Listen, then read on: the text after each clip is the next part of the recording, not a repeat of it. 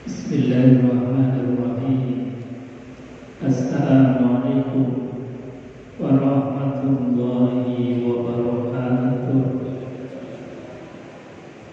Bismillah, innalhamdulillahi nahmaduhu wa nasta'inuhu wa nastaghfiruh wa na'udzu billahi min shururi anfusina wa sayyiati a'malina, may yahdihillahu fala mudilla lahu wa may yudlil fala hadiya lahu. Asyhadu an la ilaha illallah wa asyhadu anna Muhammadan abduhu wa rasuluh. Allahumma shalli wa sallim ala sayyidina Muhammad wa ala alihi wa sahbihi ajma'in. Rabbi ishrah li sadri wa yassir li amri wa hlul 'uqdatam min lisani yafqahu qawli.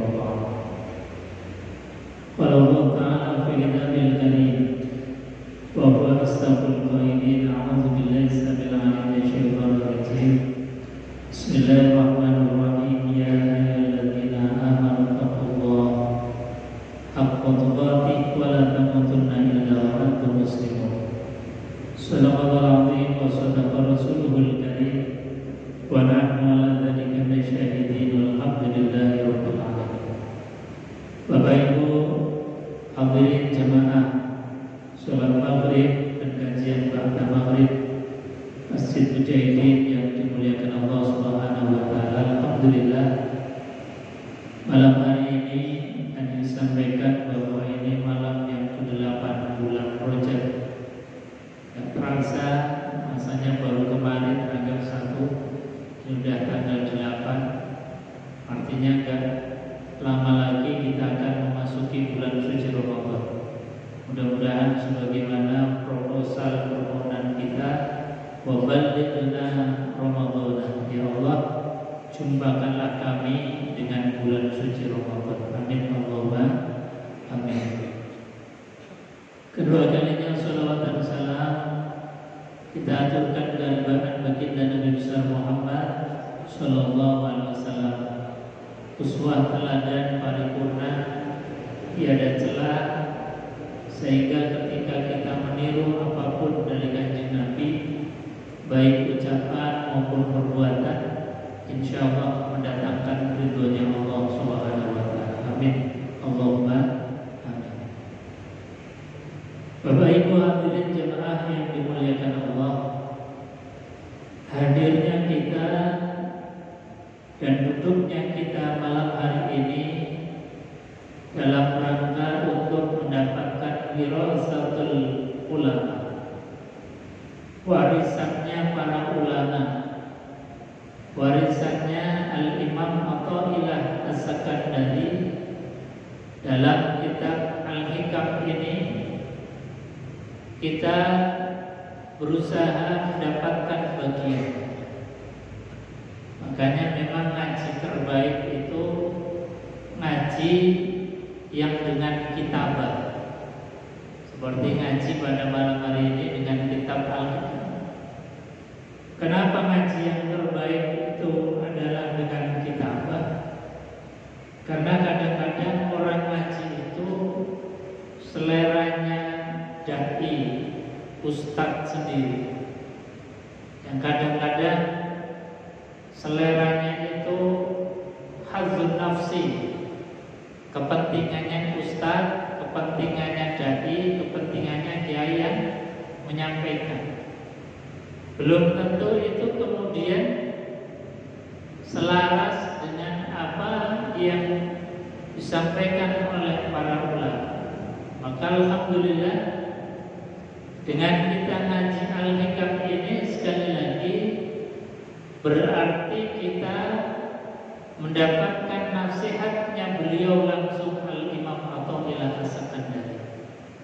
Meskipun melalui lisan saya sebagai aturin talang-talangan atur, meskipun lewat para ustadz, para kiai, tapi sejatinya duduknya kita, hadirnya kita di majelis ini adalah bersama-sama untuk mendengarkan nasihat-nasihat para ulama, khususnya beliau Al-Imam Atha'illah As-Sakandari. Kenapa? Karena memang ini kebutuhan kita. Kebutuhannya kita yang sering lupa, kebutuhannya kita yang sering malas, maka harus selalu dibangkitkan, dinasihati, disemangati oleh para ulama. Termasuk pada malam hari ini tema ataupun kurikulum yang disampaikan oleh beliau Al-Imam Athaillah ini dalam rangka untuk menyemangati kita agar kita ini tidak malas, agar kita ini tidak tertipu dan terpedaya oleh bisikan rayuan setan ataupun terpedaya oleh hawa nafsu kita. Nah, ini sangat penting. Sekali lagi kita hadir bersama-sama, baik saya yang berbicara maupun panjenengan yang mendengar. Ini bareng-bareng kita dengarkan, kita ambil nasihat dari beliau Al-Imam Athaillah As-Sakandari. Jamaah yang dimuliakan Allah, apa yang beliau sampaikan? Beliau mengajarkan kepada kita, beliau katakan al-husnu ala fuqdani ta'ati ma'a adamin nuhudi ilaiha min alamatil ightirar. Kata beliau, al-husnu, rasa sedih, rasa gak enak dalam fuqdanit ta'ah, karena ketinggalan untuk melakukan ketaatan, adanya uzur tidak melakukan kebaikan. Kita sedih tahu misalnya di masjid sudah ada panggilan sholat, hayya 'alas sholat, kita dengar tapi belum bisa untuk berangkat, hati kita sedih. Kita dengar ada pengumuman pengajian, kok kita nggak ikut, kemudian hati kita itu sedih. Ini janjinya sudah bagus, ada kebaikan, kok kita tidak berada dalam kebaikan itu, kemudian hati kita ini sedih. Ini termasuk sudah baik. Tapi ma'a adamin nuhudi ilaiha, sedih tapi tidak ada rasa gumrigah. Adamin nuhud, tidak adanya bangkit, tidak adanya jalan, tidak adanya semangat untuk mendatangi kebaikan itu.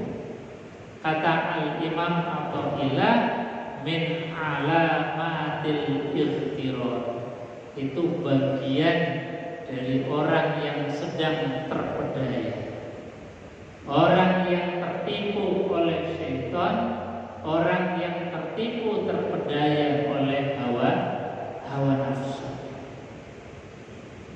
Artinya apa? Artinya kalau kita ini punya rasa sedih, ketinggalan di dalam melakukan aktivitas kebaikan, harusnya kita kemudian semangat untuk ikut di dalamnya, semangat untuk bangkit bisa melakukan kebaikan. Nah, ini sudah orang yang baik, orang yang bisa memerangi hawa nafsu.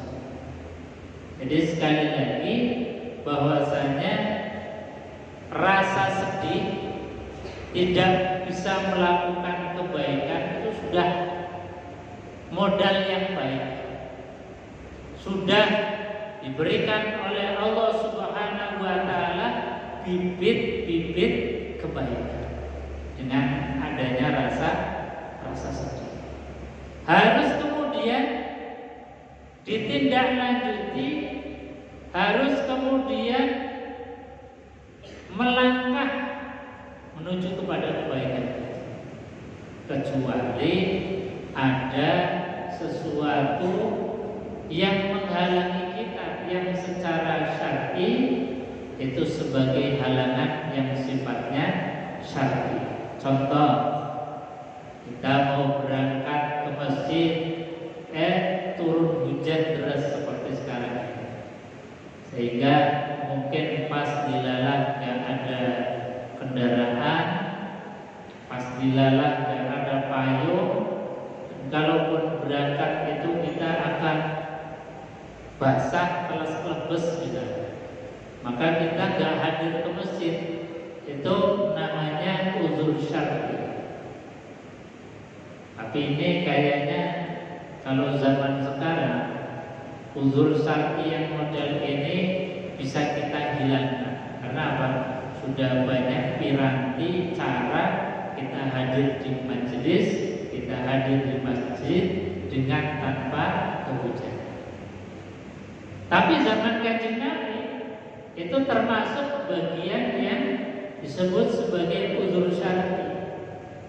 Makanya Kanjeng Nabi Muhammad SAW itu kalau sholat maghrib bareng dengan sahabat, kemudian turun hujan, itu Kanjeng Nabi sholat isanya itu dijamak sekali.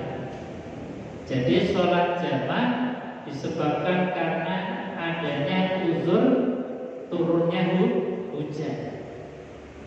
Nah, para ulama kemudian menjelaskan tentang sebab Kanjeng Nabi itu sholat maghrib dan isanya dijamak bukan karena bepergian jauh, tapi karena turunnya hujan.